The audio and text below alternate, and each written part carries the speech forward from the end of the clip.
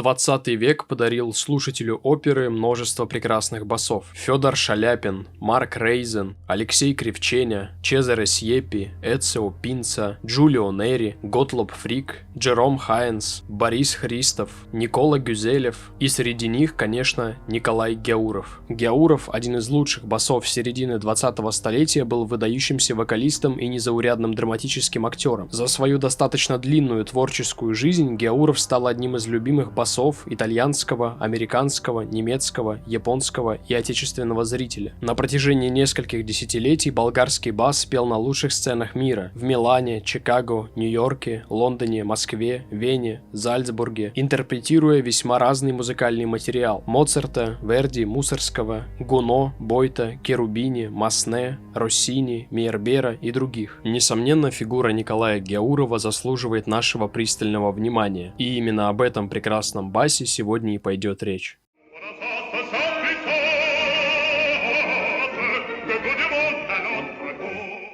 Николай Гяуров родился в маленьком городе Велинграде на юге Болгарии. Гяуров рос в достаточно бедной семье, и, имея тягу к музыке с ранних лет, он даже не мог позволить себе обычную скрипку. В 1946 году у Николая Гяурова рождается мечта стать оперным певцом. В Софии он попадает на спектакль «Тоска» Джакомо Пуччини. Партию Скарпия тогда исполнял народный артист Христо Брымбаров. Гяуров вспоминает: «Я был заворожен его игрой и музыкальным воздействием образа, звучностью и тембром голоса». Брымбаров становится первым учителем, наставником и большим другом Николая Гяурова. Стоит отметить, что учениками Брымбарова были лучшие болгарские певцы 20 века, например, Рафаэль Арие, Никола Гюзелев, Димитр Узунов и Гена Димитрова. В сентябре 1950 года Николай Гяуров приезжает в Ленинград и год занимается у Александра Ульянова в Ленинградской консерватории, после чего из-за влажного климата молодой певец переезжает в Москву.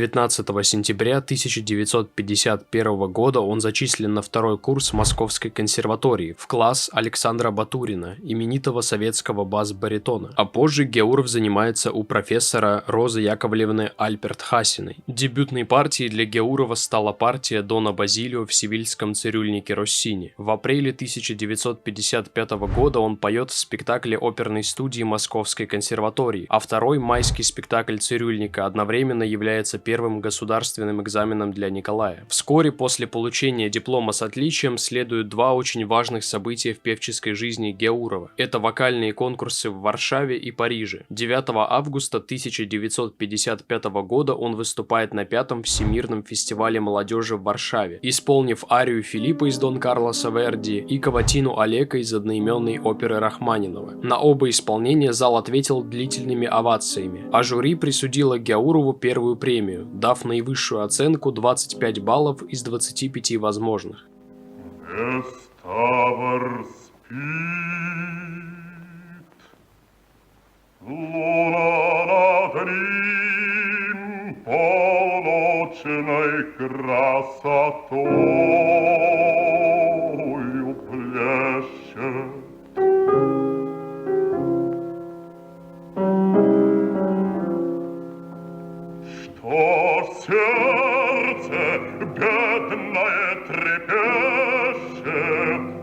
Какою грустью я томим, я без забот, без сожаления веду кочующие дни. Презрев покой просвещения, я волен так же, как они. Я волен так же, как они, я жил, не признавая власти судьбы коварной и слепой. Но Боже,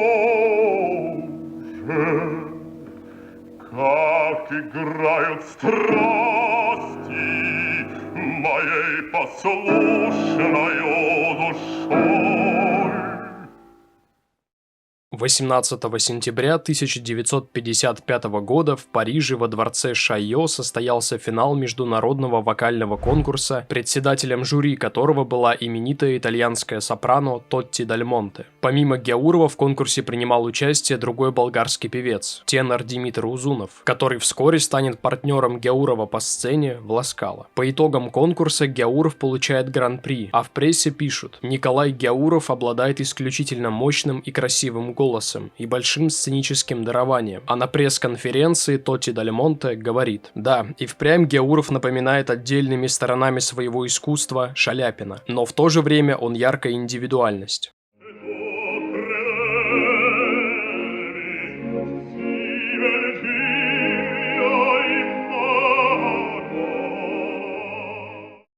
После успешного выступления на международных конкурсах Николай Гяуров назначается солистом первой категории Софийской народной оперы и 18 марта 1956 года дебютирует в партии Дона Базилио, занимающей в творчестве баса несомненно важное место. Темперамент и манера исполнения Гяурова как нельзя лучше подходили для амплуа руссиниевского персонажа и создавали смысловое и, собственно, музыкальное движение от вкрадчивого и деликатного распространителя клеветы до грохочущего, как это принято у Россини, гигантского голоса лжи.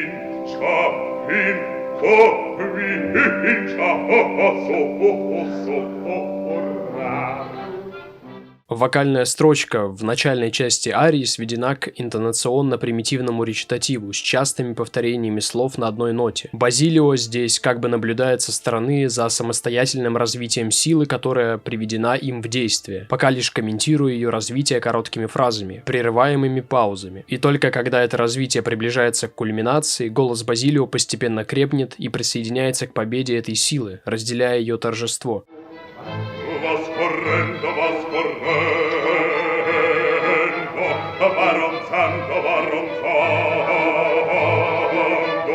Nell'orecchie della gente si introduce l'estramente le teste di cervelli, fa stordire, fa gonfiar.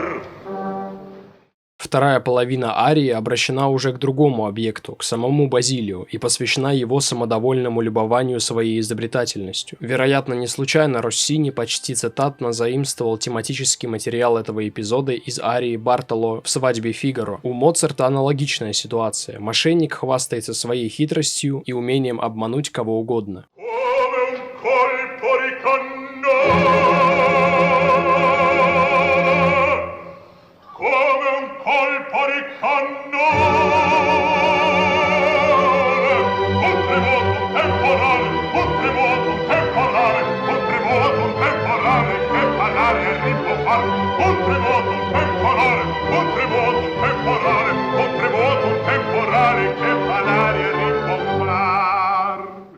В сентябре 1964 года Гяуров будет петь партию Базилио в Большом театре, выступая на одной сцене вместе с солистами Ласкало, приехавшими в Москву на гастроли. В партии Фигаро был Сесто Брускантини, а в партии Розины – Фиоренцо Коссотто.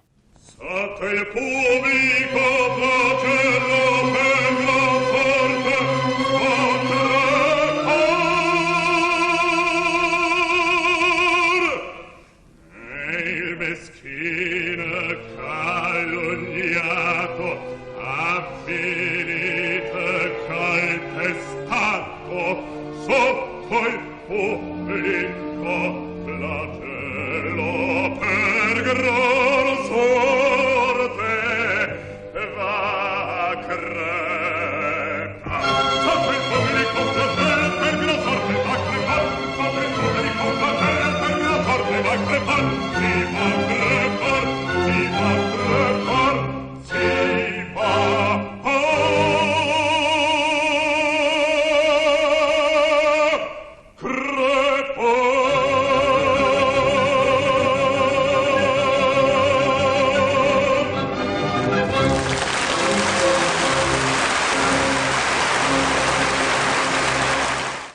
9 марта 1957 года Геауров дебютирует в партии Мефистофеля в Фаусте Шарля Гуно на сцене Большого театра. В декабре того же года он с большим успехом гастролирует в Италии, выступая в Болонье и Парме. Партия Мефистофеля составляет ядро творчества Геаурова.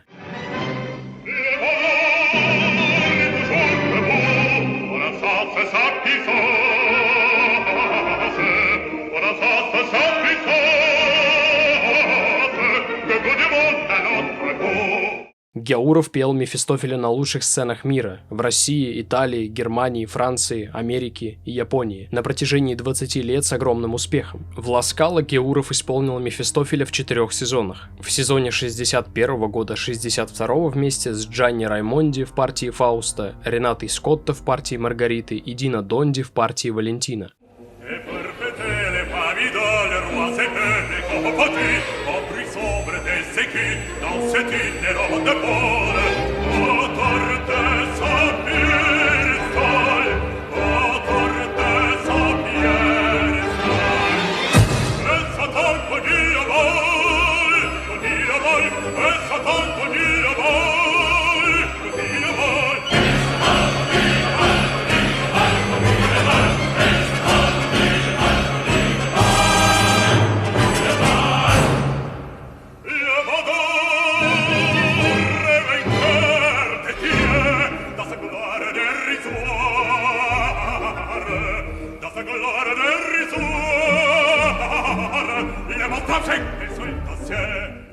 В сезоне 1965-66 года в партии Фауста выступал прекрасный шведский тенор Николай Гедда. Маргариту исполнила Мирелла Френи, а Валентина – замечательный румынский баритон Николай Херле. В следующем сезоне партию Фауста снова исполнял Джанни Раймонди, а Валентина – французский баритон Робер Массар. Последним сезоном в этой партии в «Ла Скала» для Геаурова стал сезон 1976-77 года. На этот раз партию Фауста исполнил испанский тенор Альфредо Краус. Мирелла Френи вновь исполнила Маргариту, а в партии Валентина выступил Пьеро Капучилли.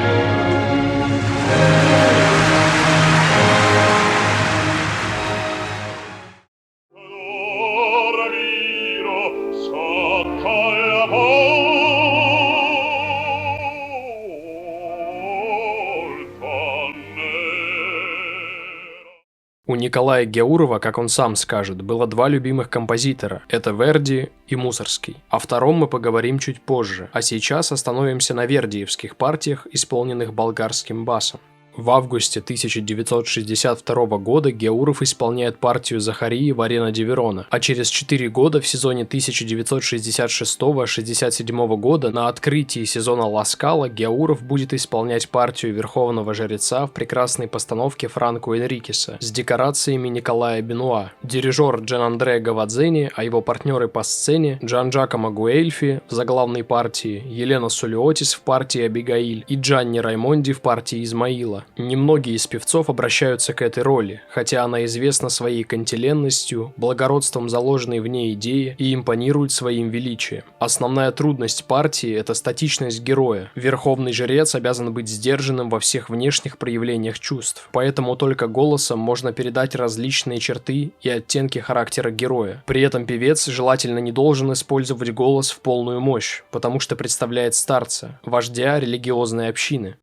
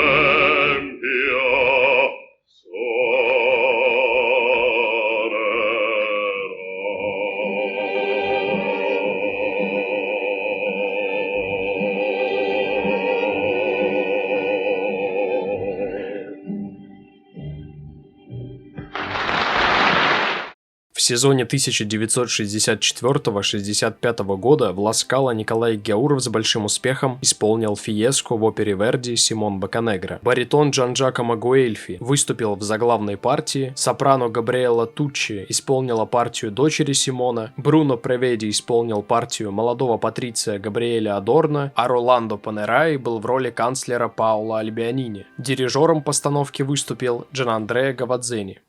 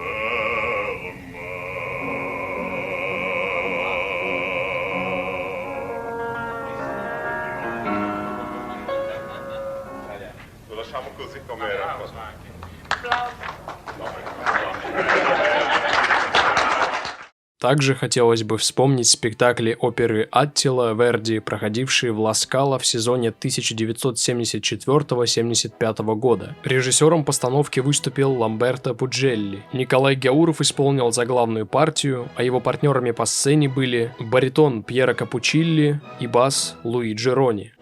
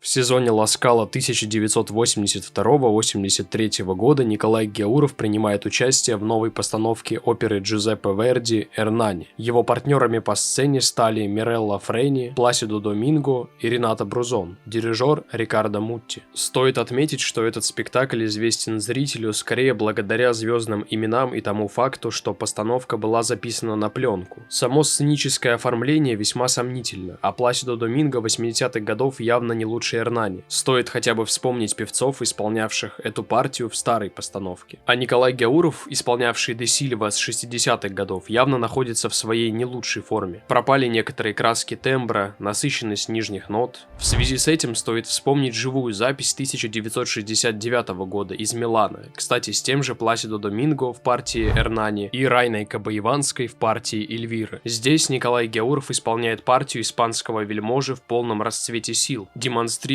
в арии безукоризненное легато и владение фразой.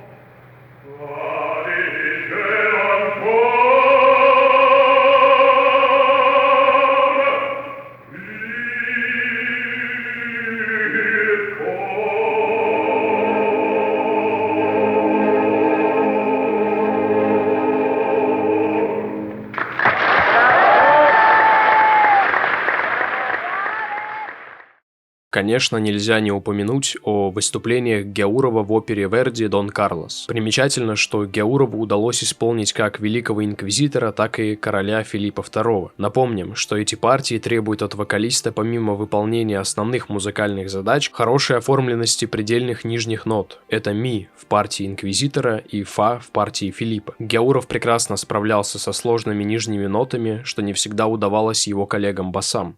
C'est de moi qui vous parlerai,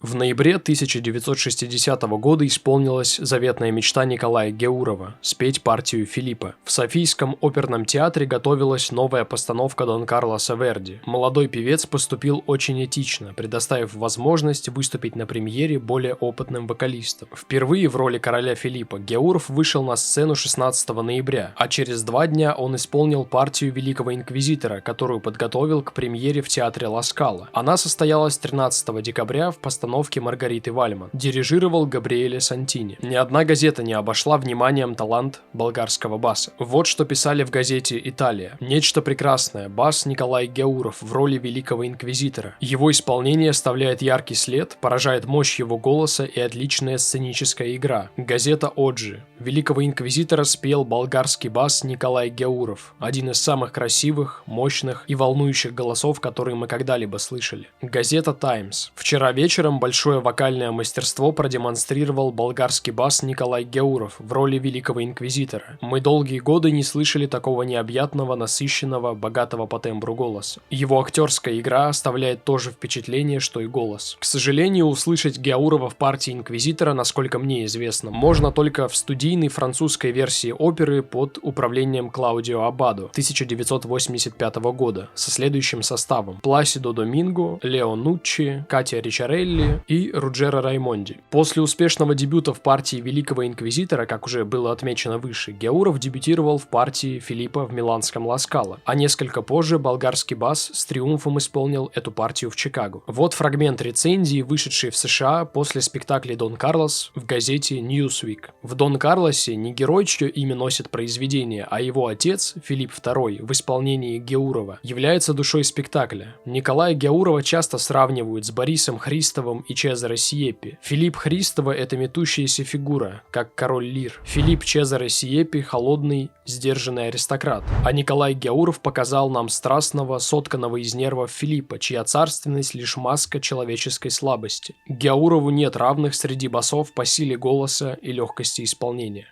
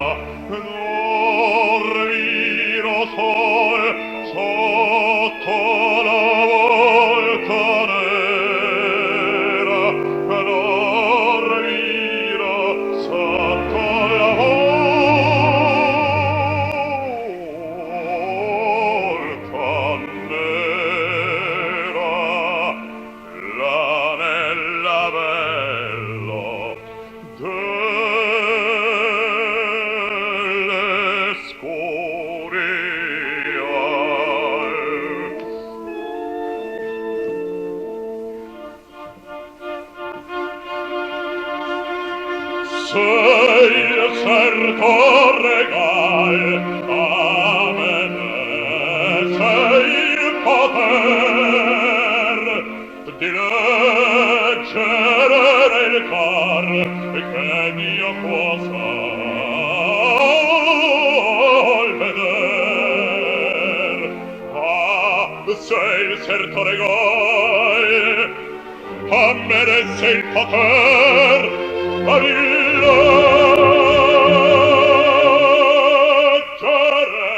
nei cor che Dio sol può veder.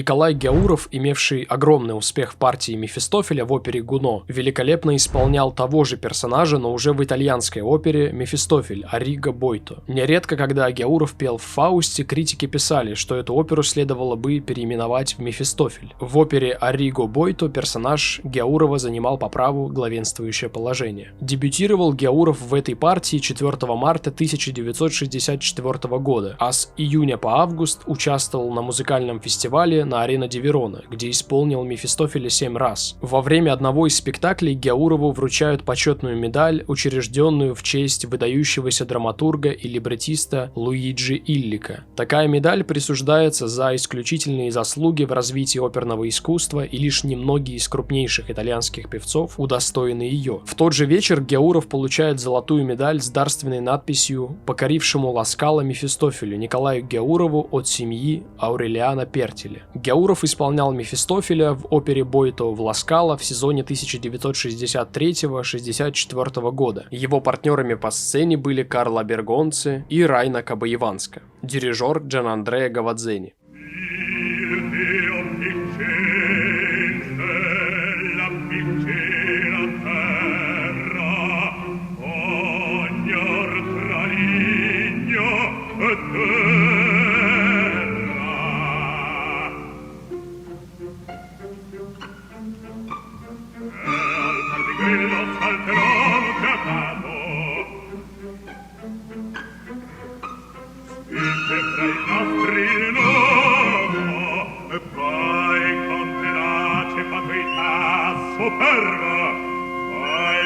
Trillo nell'erba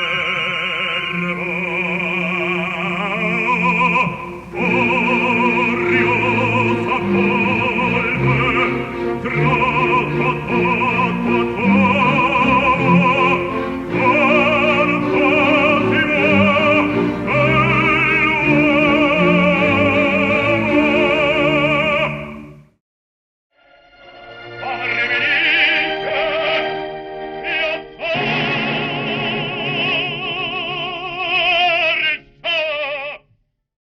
Прежде чем дебютировать в одной из своих лучших партий, в заглавной партии в Борисе Годунове, Гяуров дебютировал в этой опере, но в роли другого персонажа, беглого монаха Варлаама, при том, что до этого он еще и успел спеть Пимена в спектакле Софийской оперы 1959 года. Первый спектакль в партии Варлаама прошел в Софии 12 января 1960 года. Бориса Годунова в тот вечер исполнил учитель Гяурова Христо Брымбаров. После болгарских спектаклей для дебюта в этой партии в Ла Скала по требованию руководства театра Гяуров подготовил партию на итальянском языке. Новый сезон Ла Скала открывается Борисом Годуновым с прекрасным составом исполнителей. В заглавной партии болгарский бас Борис Христов, в партии Варлаама, как уже было сказано, Николай Гяуров, а в партии самозванца тоже болгарин Димитр Узунов. Их партнеры Фиоренцо Коссотто, Федор и Альдо Берточчи Шуйский. Три выдающихся болгарских певца выступали под управлением Антонина Вотто в постановке Татьяны Павловой с декорациями Николая Бенуа. Вот некоторые фрагменты критических статей о постановке Бориса Годунова в Ла Скала. Созданный Гяуровым образ Варлаама великолепен. Певец обладает могучим и выразительным голосом. Гяуров незаурядный актер и в то же время певец с исключительными возможностями, которые миланская публика сразу оценила. В роли Варлаама бас Николай Гяуров удивил всех красотой своего голоса и своим артистизмом. С таким же успехом болгарские певцы выступают и в остальных 5 спектаклях, после чего руководство театра приглашает Гяурова спеть Рамфиса в Аиде вместе с Марио дель Монако, Ренатой Тибальди и Джульеттой Симеонату.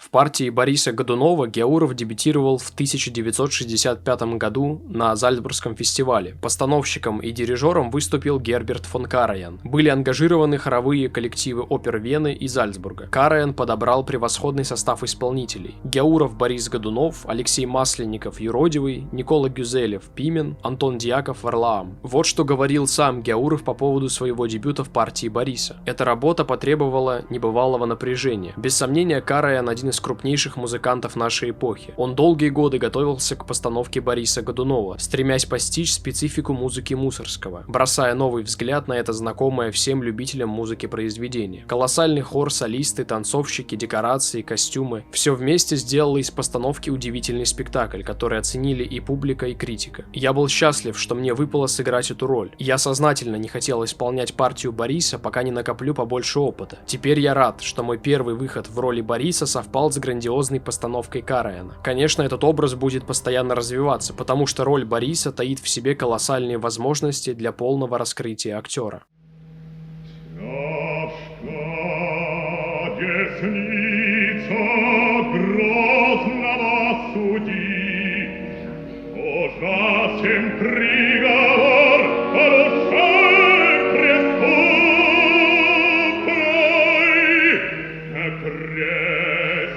Тьма и мрак непроглядный, хотя мелькнул и луч отраду, и скорбью сердце полно тоскует, томится дом усталый, какой-то трепет тайный. Ждешь чего-то. Молитвой теплой к угодникам Божьим я молил заглушить души страдания, величие и блеск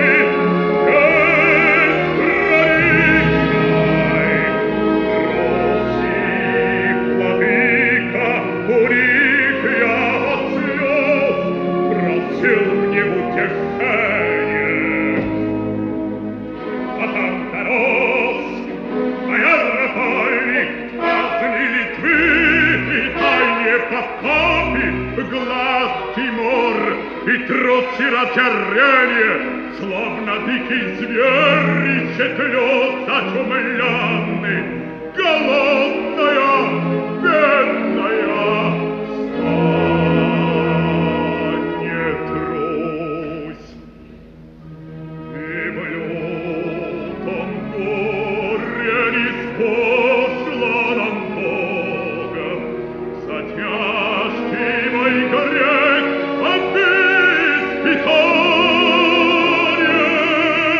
Вина и сердца меня нарекают, клянут на площадях имя Бориса. И даже сон бежит, и в сумраке ночи дитя кровавленное встает. Очи пылают, стиснут ручонки, молит пощады, и не было пощады. Страшная рана зияет, слышится крик его предсмертный. О, Господи, Боже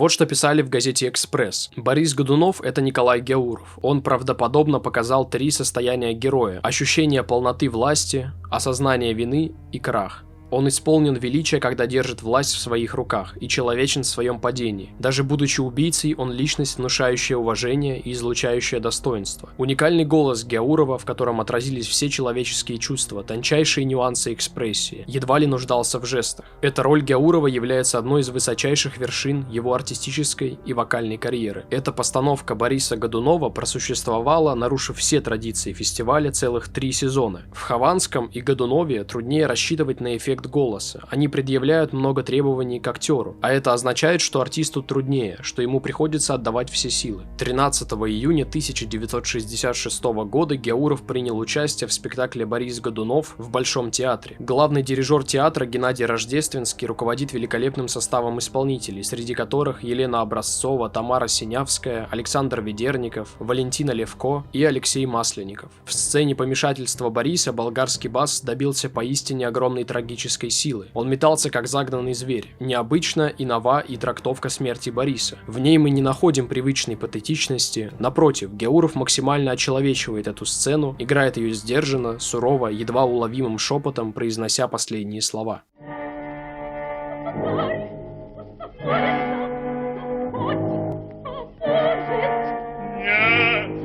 Нет, сын мой, час мой пробил.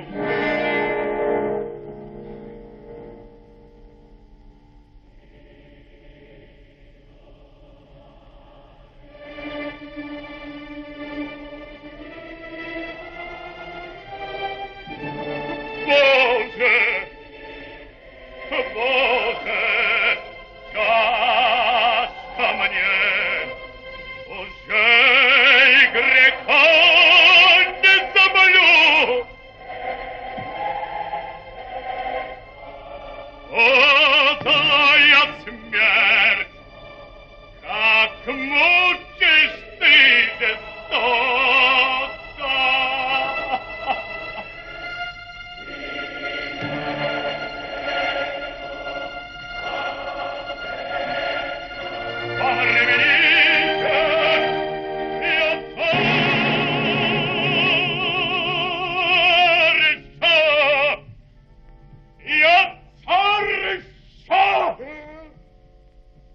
Боже, смерть, прости меня.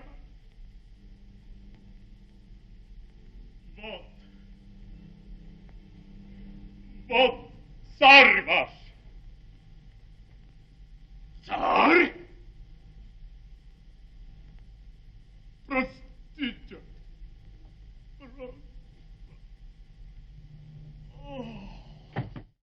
28 апреля 1967 года Николай Гяуров дебютирует в партии Ивана Хованского в новой постановке Хованщины Мусоргского с декорациями Николая Бенуа в Ласкало. Марфу исполнила Ирина Архипова, а Досифея Марк Решетин.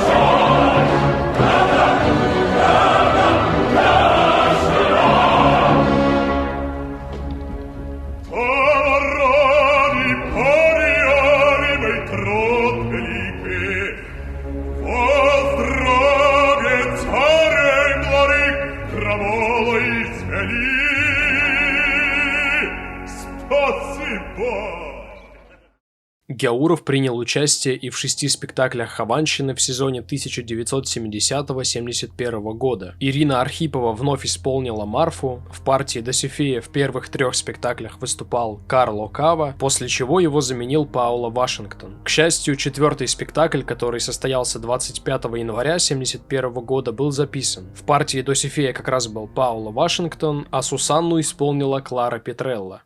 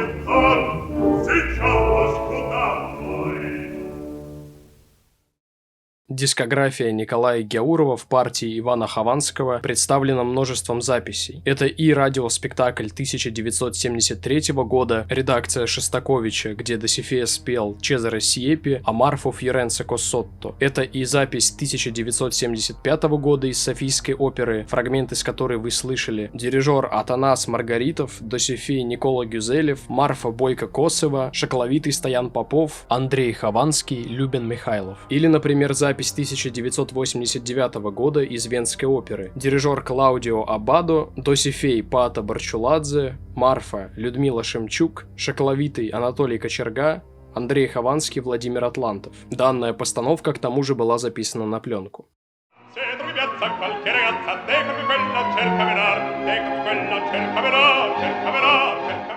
В марте 1963 года Гяуров дебютирует в «Дон Жуане» Моцарта в Милане. В спектакле принимали участие Леонтин Прайс, Элизабет Шварцкопф, Мирелла Фрейни и Агостино Феррин. Дирижер Герман Шерхен. Через год Гяуров снова поет в «Дон Жуане» и получает высокие отзывы критиков. Вот выдержка из рецензии Франческо Каннессы в газете «Рома». Николай Гяуров и вправду незабываемый Дон Жуан. Гяуров щедро изображает его на сцене, оживляет его, раскрывает его психологически максимально близко к оригиналу, таким, каким его задумывал автор. Дон Жуан Гяуров — это богатство. Это парад мелодий и звуков. Причем мелодий и звуков таких, какими их хотел слышать Моцарт. Легких, виртуозно исполненных, четких и блестящих. Какая свобода в вокальном оформлении труднейшей роли.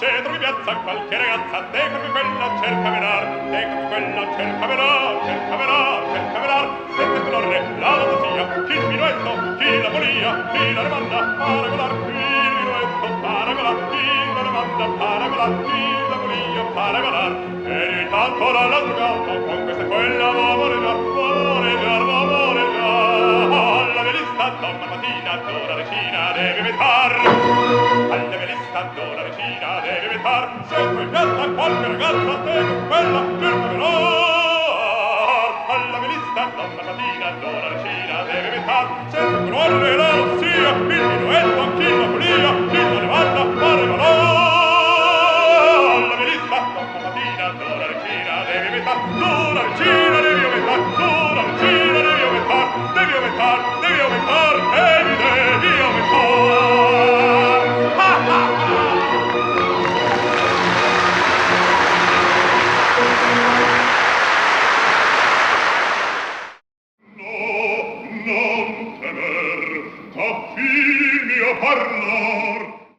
Несомненно, имя Николая Геурова ассоциируется в первую очередь с такими партиями, как Борис Годунов, Мефистофель, Филипп II, Дон Жуан, но не менее запоминающимися в его исполнении становятся басовые партии вовсе не первого порядка. В какой бы постановке ни участвовал Геуров, ему удавалось создавать живые, фактурные и вызывающие зрительскую эмпатию образы. В 1961 году Николай Геуров принял участие в постановке Медеи Керубини, исполнив властного царя Коринфа Креонта. Партнерами Геурова были Мария Каллас, Джульетта Симеонато и Джон Виккерс. Бас Геурова представляет нам могучего Креонта. Его абсолютное воздействие на зрителя лишний раз подтверждает нашу уверенность в том, что он станет первым басом завтрашнего дня. Царственным Креонтом был Геуров. Бас могучей силы, в высшей степени музыкальный, чудесным образом доносит до зрителя каждую фразу и может перевоплотиться в любой образ.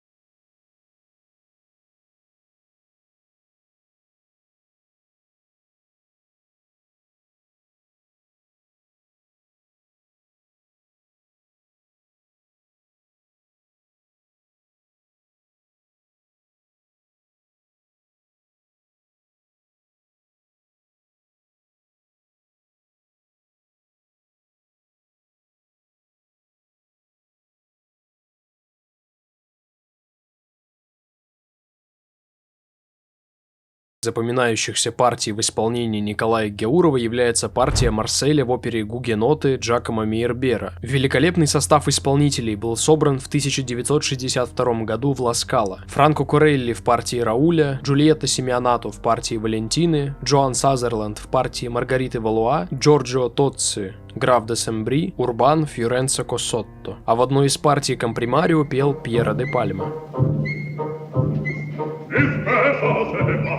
La tierra asnata che il debole opprime che insulta ci odiava sia lasci degli enti sacrilegi tempi la sfama la ricada sui nostri oppressor sugli oppressor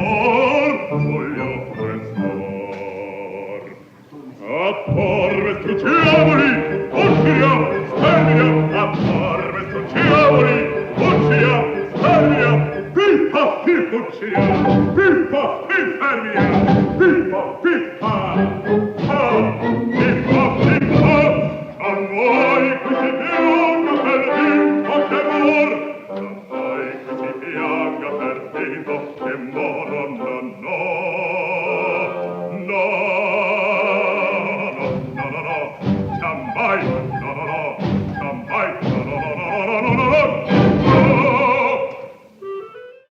Во второй половине своей певческой жизни Николай Геуров продолжает появляться на главных сценах мира, а также часто гастролирует и дает концерты. Несомненно, можно утверждать, что Геуров – это бас, который выступал на оперной сцене почти 50 лет, с середины 50-х годов, но с одной оговоркой. Лучшие годы Николая Геурова на оперной сцене – это вторая половина 50-х, 60-е и 70-е годы. Записи именно этих лет вы слышали на протяжении всего видео. 80-е годы для болгарского баса выдались не менее насыщенными. Он выступал во множестве спектаклей и концертов, а также сделал немало студийных записей. Но справедливо будет заметить, что поздние работы Николая Геурова, речь идет о 80-х и 90-х годах, хоть и являются примером полного понимания музыкального материала и отточенности актерской интерпретации, все-таки уступают более ранним записям в вокальном отношении, о чем уже говорилось выше в связи со спектаклями Эрнани в Ла-Скала в 1982 году. Вторая половина 70-х 70-х и 80-е годы в контексте творчества Николая Гяурова интересны нам в первую очередь немалым количеством видеозаписей спектаклей с участием болгарского вокалиста. В 70-х годах это видеозаписи токийского спектакля «Фауст» Шарля Гуно 1973 года с Альфредо Краусом и Ренатой Скотто, Симон Бокканегро Верди 1978 года из Парижской оперы с Миреллой Фрейни, Пьеро Капуччилли и Вериано Лукетти.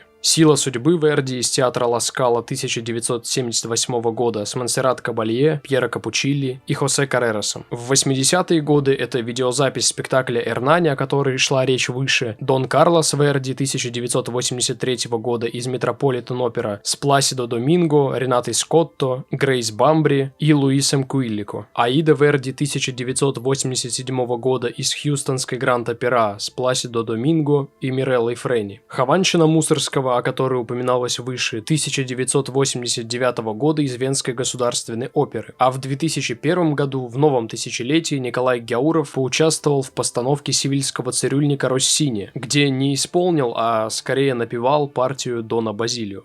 По имеющимся у нас записям и свидетельствам коллег Гяурова можно понять, что Николай Гяуров обладатель большого голоса. При этом голос Гяурова имел широкий диапазон и стилистическую гибкость, что позволяло болгарскому басу исполнять почти любой репертуар, от Дон Жуана до Великого Инквизитора. Гяуров исследовал свой голос, знал его. Об этом можно судить по книге Дмитриева, солиста театра Ла Скала, о вокальном искусстве, диалоги о технике пения. Гяуров осмысленно подходил к выбору партий. В этой связи показателен пример с оперой «Борис Годунов», к заглавной партии в которой Гяуров продвигался через партии Пимена и Варлаама. Более того, Гяуров прекрасно осознавал, в чем заключается специфика оперного искусства, какими средствами артист может и должен воздействовать на зрителя. Нет ничего красивее человеческого голоса, звучащего со сцены. Все выражается голосом с помощью нюансов, которые при благоприятной акустике слышны на самых последних рядах. Если у певца в глазах слезы, их едва ли увидит публика, но если эти слезы в голосе, они неизбежно дойдут до слушателей и вызовут волнение. Часто, увлекаясь драматической разработкой роли, режиссерскими и актерскими находками, мы упускаем из виду бесценные возможности голоса, с его богатыми оттенками, выразительной интонацией, забывая, что опера прежде всего произведение музыкального искусства, а потом уже зрелище.